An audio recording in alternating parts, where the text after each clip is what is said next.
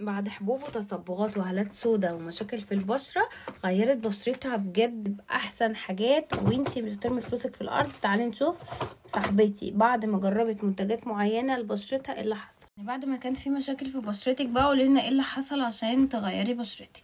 بصي، اولا انا استخدمت منتجات كتيره جدا ما كانتش حلوه وكانت بتزود معايا بصراحه ما كانتش حلوه خالص.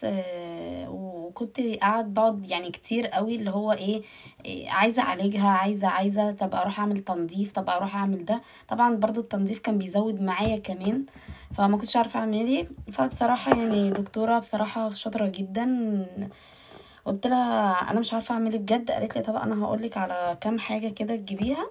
اول حاجه طبعا ما نحطش فاونديشن خالص على وشنا خالص. الميك اب ده يتقلد بالذات للبشره الدهنيه، لاني غلط عليهم. اول حاجه قالت لي ان استخدم سان بلوك جبته من سيفورا، حلوه قوي، في فاونديشن وفي كل حاجه. هو طبعا للشمس بس انا بستخدمه برضو لو راحه مناسبه، راحه كده، في كل حاجه جميل جدا. طبعا تاني حاجة قبل ما بنام بغسل بغسول برضو للبشرة الدهنية، حلوة قوي من سيفورا، برضو هوريهولكوا. بحط طبعا بجيب ده تينر حلو جدا للوش. وطبعا بنجيب قطنة